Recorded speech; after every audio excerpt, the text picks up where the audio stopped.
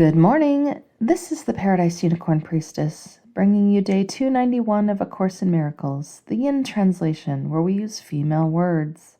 This would be October 18th if you're starting at the new year. Is each one to be judged in the end? Indeed, yes. No one can escape God's final judgment. Who could flee forever from the truth? But the final judgment will not come until it is no longer associated with fear. One day each one will welcome it, and on that very day it will be given her. She will hear her sinlessness proclaimed around and around the world, setting it free as God's final judgment on her is received. This is the judgment in which salvation lies. This is the judgment that will set her free. This is the judgment in which all things are freed with her. Time pauses as eternity comes near, and silence lies across the world, that everyone may hear this judgment of the child of God. Holy are you, eternal, free and whole, at peace forever in the heart of God. Where is the world, and where is sorrow now? Is this your judgment on yourself, teacher of God? Do you believe that this is wholly true? No, not yet, not yet. But this is still your goal, why you are here. It is your function to prepare yourself to hear this judgment and to recognize that it is true. One instant of complete belief in this, and you will go beyond belief to certainty. One instant out of time can bring time's end. Judge not, for you but judge yourself, and thus delay this final judgment. What is your judgment of the world, teacher of God? Have you yet learned to stand aside and hear the voice of judgment in yourself?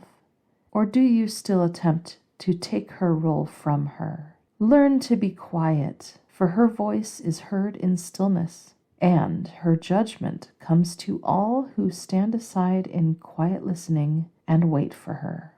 You who are sometimes sad and sometimes angry, who sometimes feel your just due is not given you, and your best efforts meet with lack of appreciation and even contempt, give up these foolish thoughts. They are too small and meaningless to occupy your holy mind an instant longer. God's judgment waits for you to set you free. What can the world hold out to you, regardless of your judgments on its gifts, that you would rather have? You will be judged, and judged in fairness and honesty. There is no deceit in God. Her promises are sure. Only remember that. Her promises have guaranteed her judgment, and hers alone will be accepted in the end. It is your function to make that end be soon. It is your function to hold it to your heart and offer it to all the world to keep it safe. As with everything else, the Course turns the concept of judgment completely on its head. In the opening words, it says, no one can escape God's final judgment.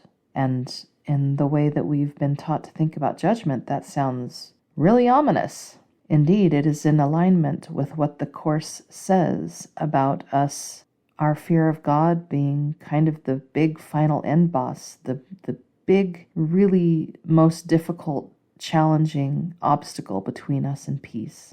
And maybe it's this final judgment that we fear so much, because it seems to me that judgment is just another one of those things that we made up. It is a thing that God has no need for whatsoever. And, like with all the other things we made up, the Holy Spirit has transformed it to a holy purpose. When it comes to judgment as we use it for our purposes, it's never a good thing. And the Course teaches us this. It's asking us to give up judgment entirely and hand it over to the Holy Spirit.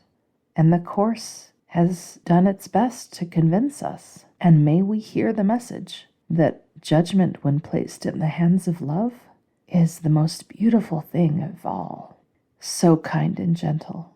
May we really get this, that God's final judgment is a beautiful thing. The judgment is, and I quote, "Holy are you, eternal, free, and whole, at peace forever in the heart of God. Where is the world, and where is sorrow now?"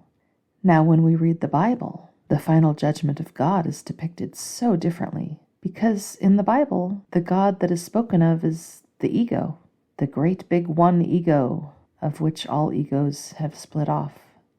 And in the Bible, the judgment of God is so fearful that the guilty would call down the mountains to fall upon them and cover them from the face of God, lest they receive God's judgment. So of course, in that opening statement, no one can escape God's final judgment. Of course it sounds really terrifying and awful, because what does God represent but that which cannot be resisted or avoided in the end, the final truth of everything that we can try to run from, but eventually it will catch up to us no matter what. But that fear of it, that's all ego. It is the ego's plan that we remain terrified of it and keep on the run, that we seek but never find love, because love ends the ego. It ends separation and it ends the illusion. The ego would have us trapped between enticements and torment, that we might never find this final judgment. That is the most loving thing. If we think of the God of all, the very embodiment of love, as a mother, a beautiful, radiant mother, just waiting to gather us all up in a giant heavenly hug and kiss all our boo-boos gone. The complete, full acceptance of a mother's love that asks nothing of us but that we come home and be with her. True unconditional love that says that we are not even capable of sinning, that we couldn't possibly be anything but innocent. This passage goes on to explain that we will not meet up with this final judgment until we no longer see any fear in it. The great, scary end boss, we don't actually encounter it until we're ready to see it as nothing but love, to be welcomed eagerly with joy. The ego would have us feel hunted and haunted, thinking that this great doom awaits us. And as long as we are too afraid to look at it, we will feel that way. The Holy Spirit says, "Look at it with me. Together we will look upon it without fear." This passage cautions us, "Judge not, for you but judge yourself and delay this final judgment." And then asks us, what is your judgment of the world, teacher of God? Have you learned to stand aside and hear the voice of judgment? That's in capitals, voice of judgment, which means it's of God, in yourself? Or do you still attempt to take her role from her? Learn to be quiet, for her voice is heard in stillness, and her judgment comes to all who stand aside in quiet listening and wait for her. This shows us that this is one of the ways in which we have tried to take the throne of God for ourselves. We have tried to be the judge, to put that crown upon our own heads. But we are shattered shards of God. We cannot wear the crown because we are just a tiny piece of an infinite number of pieces that are the whole. How could we possibly wear the crown of judgment? Judgment's a thing we made up in the first place. It is not a thing of God at all. The final judgment is one last illusion that heals all the judgments that we tried to make. So we have to stop making them. All the shards of God must all of their own free will lay aside judgment, lay it down so that as a whole, all of creation may receive the final judgment of God herself that proclaims us innocent. The more that we are still and quiet, the more we lay aside and relinquish judgment, the more we will be aware of the beauty of this final loving judgment. So very clearly we are told it is not our function to judge, but it is our function to bring the end of suffering soon, to bring the end of illusions, which the Course assures us can only lead to suffering, except for the forgiving illusion that comes of the Holy Spirit, and that only lasts until all remnants of pain in the illusion have been covered over by love and peace. The Course encourages us to not seek for what we desire in form, in stories, in time and space, which it assures us are illusions. It invites us to consider that nothing of what we seek can be found there, even as the Holy Spirit makes the illusion more and more beautiful, more and more heavenly, more and more paradise. Even so, it is in becoming attached to forms of illusion that would lead us back into suffering. Let us remember that even as illusions become more beautiful, it is the love behind them that is the treasure, not the forms themselves, which are transitory. Let us seek the eternal instead. I love so much the last sentence in today's passage. It is your function to hold it to your heart and offer it to the world to keep it safe. That encapsulates the principles of the Course, that our one responsibility is to accept the atonement for ourselves, to accept healing for ourselves, and then we give it to all, because the Course teaches us that in order to keep something, you have to give it away. Again, turning on its head the principles of the world, where in form, things that you give are things of form, objects, or concepts like money or favors exchanged. The most real thing of all is our thoughts, and the loving thought that heals all our own wounds. When we are healed, we then share that thought with everyone that they may be healed. And it is in doing it that we keep it and really truly claim it as ours. The more we give it away, the more it is ours to keep. It says we offer it to all the world to keep it safe. That is the storehouse. That is the precious locked safe, is the giving it away to all. Today we have a new open-ended question to the universe. And when I say that, I reference what the Course in Miracles said about the sorts of questions that the ego asks, which are not really questions, but manipulations into its propaganda. The Course teaches us to ask questions that leave the mind completely open to receive what the answer is. And that's what these are. In fact, it seems that the passages in the Manual for Teachers are also these kinds of questions with their answers. But this one is going to accompany these next 10 lessons. All right, what is the real world? The real world is a symbol, like the rest of what perception offers, yet it stands for what is opposite to what you made. Your world is seen through eyes of fear and brings the witnesses of terror to your mind.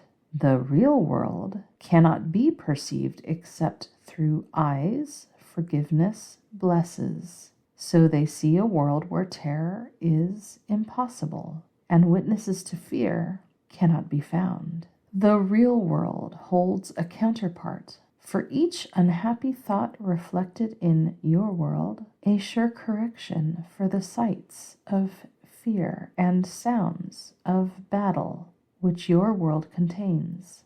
The real world shows a world seen differently, through quiet eyes, and with a mind at peace. Nothing but rest is there. There are no cries of pain and sorrow heard, for nothing there remains outside forgiveness. And the sights are gentle. Only happy sights and sounds can reach the mind that has forgiven itself. What need has such a mind for thoughts of death, attack, and murder? What can it perceive surrounding it but safety, love, and joy? What is there it would choose to be condemned? And what is there that it would judge against? The world it sees arises from a mind at peace within itself. No danger lurks in anything it sees, for it is kind, and only kindness does it look upon. The real world is the symbol that the dream of sin and guilt is over. And God's child no longer sleeps. Her waking eyes perceive the sure reflection of her mother's love, the certain promise that she is redeemed. The real world signifies the end of time, for its perception makes time purposeless. The Holy Spirit has no need of time when it has served her purpose. Now she waits but that one instant more for God to take her final step, and time has disappeared, taking perception with it as it goes, and leaving but the truth to be itself. That instant is our goal, for it contains the memory of God, and as we look upon a world forgiven, it is she who calls to us and comes to take us home, reminding us of our identity, which our forgiveness has restored to us.